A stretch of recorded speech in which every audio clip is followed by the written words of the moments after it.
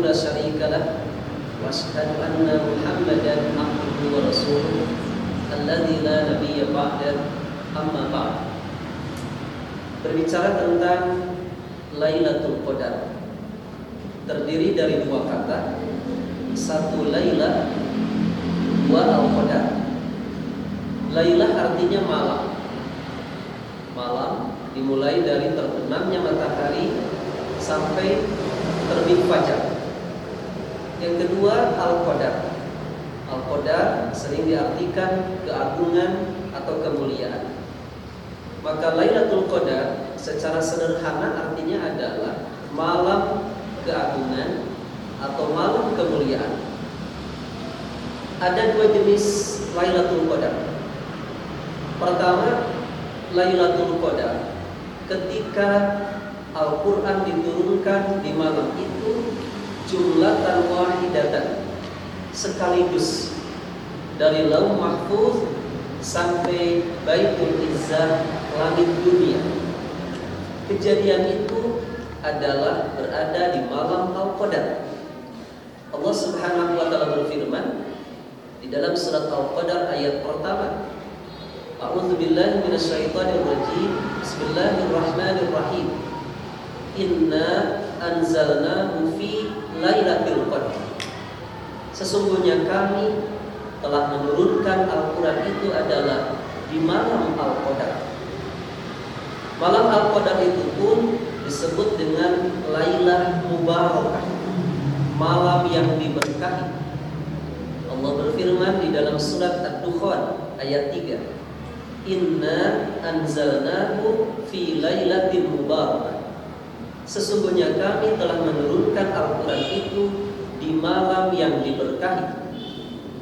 Dan Lailatul Qadar yang merupakan Lailah Mubarakah, malam yang diberkahi itu terdapat di dalam bulan Ramadan.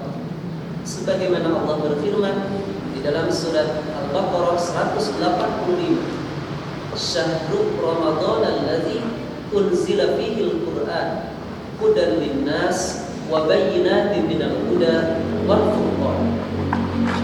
Bulan Ramadan adalah bulan yang di dalamnya diturunkan Al-Quran sebagai petunjuk bagi manusia, sebagai penjelasan dari petunjuk tersebut, dan sebagai Al-Furqan, pembeda antara yang hak dengan yang batil. Maka kesimpulannya adalah bahwa Lailatul Qadar yang dimaksud pada poin yang pertama ini adalah Lailah Al-Qadar ketika Al-Quran diturunkan secara langsung sekaligus jumlatan wahidatan.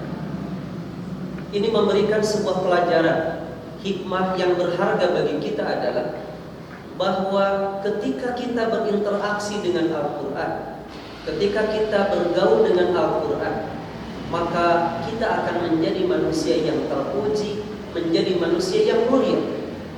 Kita lihat, apapun yang bersentuhan dengan Al-Quran, maka dia akan menjadi sesuatu yang mulia. Malam yang diturunkan Al-Quran, jadilah malam itu menjadi malam yang mulia. Lailatul Qadar khairum min alfi syahrin, lebih baik daripada 1000 bulan.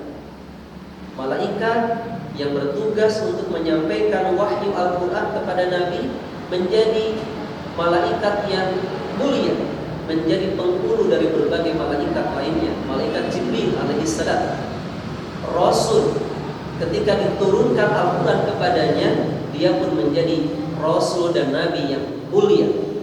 Oleh sebab itu, siapapun yang bersentuhan dengan Al-Quran, berinteraksi dengan Quran, niscaya dia akan menjadi manusia yang terhormat, menjadi manusia yang mulia, menjadi manusia yang terpuji. Maka di bulan Ramadan, salah satu aktivitas yang kita lakukan adalah berinteraksi dengan Al-Quranul Karim. Apa bentuk interaksinya?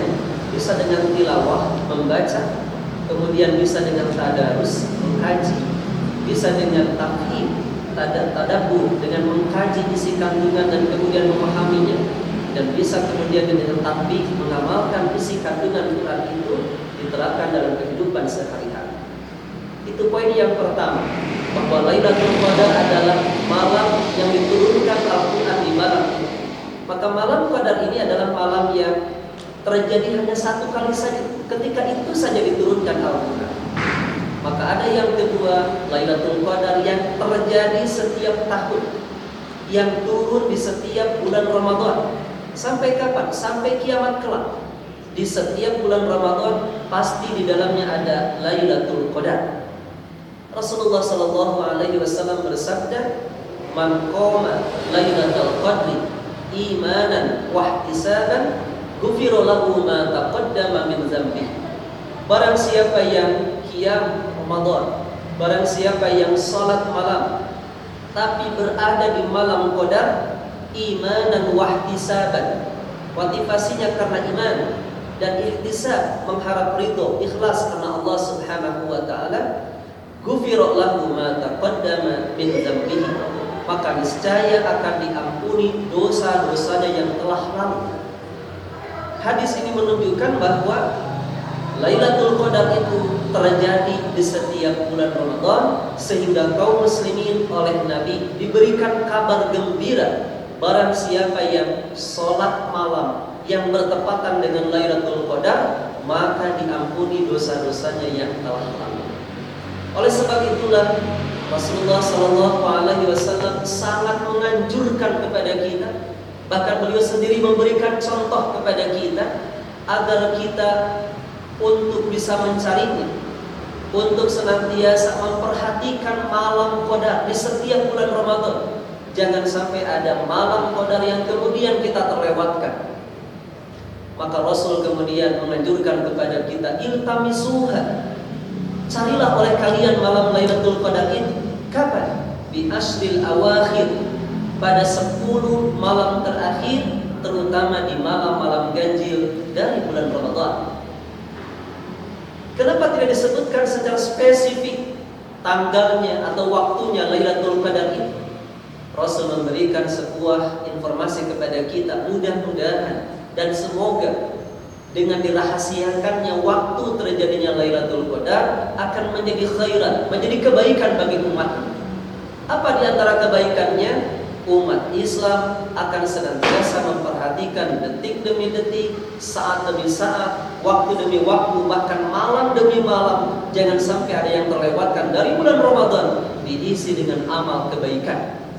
Karena boleh saja di malam itu adalah malam Al-Qadar dan kita tidak mengetahui. Oleh sebab itu dari malam pertama sampai malam terakhir, pastikan tidak ada malam yang kita lewatkan untuk sholat tarawih, untuk bertadarus Al-Quran, untuk mengkaji keilmuan. Bahkan terutama di 10 malam terakhir, di malam-malam ganjil, carilah itu. Apa yang mesti kita lakukan? Beribadah. Nabi menghidupkan malam-malam itu. Apa bentuk menghidupkan malam-malam di malam Ramadan itu yang boleh jadi itu adalah malam Al-Qadar? Bisa dengan sholat tarawih, bisa dengan mengkaji Al-Quran, bisa dengan bersedekah, berzikir, bahkan bisa dengan berdoa. Aisyah bertanya kepada Nabi, "Ya Rasulullah, andaikan aku tahu bahwa malam itu adalah malam Al-Qadar, apa yang mesti aku bacakan? Apa yang mesti aku ucapkan?" Maka Rasul kemudian bersabda, katakanlah sebuah doa, "Allahumma innaka afuwun tuhibbul afwa fa'fu anni." Allahumma innaka afuwun tuhibbul afwa fa'fu anni. Ya Allah, innaka afuwun, sesungguhnya Engkau adalah zat yang memberikan maaf. Tuhibbul afwa, Engkau mencintai kemaafan. Fa'fu anni, maka tolong maafkan aku. Di malam itu kemudian perbanyak kita kepada Allah, bermunajat agar kita dimaafkan oleh Allah Subhanahu wa taala. Dosa-dosa perilaku kita yang kita lakukan baik sengaja maupun tidak disengaja, kita mohonkan kepada Allah agar Allah menghapus, agar Allah memaafkan, agar Allah mengampuni dosa-dosa kita. Boleh kita berdoa dengan doa yang lain selain doa yang tadi. Kita minta agar orang tua kita diangkat derajatnya dan menjadi ahli surga. Kita minta keluarga kita menjadi keluarga sakinah. Kita minta agar rezeki kita menjadi rezeki yang berkah. Kita minta agar anak-anak kita menjadi generasi yang saleh dan salehah. Kita minta apa saja di malam itu. Apalagi amalan yang bisa kita lakukan? I'tikaf. Di 10 hari terakhir bulan Ramadan, Rasul adalah beriktikaf. menjauhkan diri dari hiruk-pikuk dunia, dan kemudian berfokus beribadah, bermunajat, mendekatkan diri kepada Allah, berdiam diri di dalam masjid, diisi dengan amalan ibadah baik siang maupun malam. Karena kita tidak tahu Ramadan ini adalah Ramadan yang terakhir bagi kita, dan kita tidak tahu usia kita akan sampai kepada Ramadan di tahun yang akan datang. Maka pastikan setiap kesempatan yang diberikan oleh Allah kepada kita, kesempatan waktu, kesempatan usia, kesempatan sehat, kesempatan kita masih muda, dan lain sebagainya, ketika Allah takdirkan kita berjumpa dengan bulan Ramadan, pastikan tidak ada satu malam pun, tidak ada satu saat pun yang kemudian kita terlewatkan untuk beribadah, bekal kepulangan kita ke akhirat. Semoga Allah menerima setiap amal ibadah kita. Semoga Allah menjadikan usia kita usia yang berkah, dan semoga Allah memaafkan dari setiap kesalahan dan kekhilafan kita. Rabbana atina fid dunya hasanah wa fil akhirati hasanah wa qina adzabannar. Wassalamualaikum warahmatullahi wabarakatuh.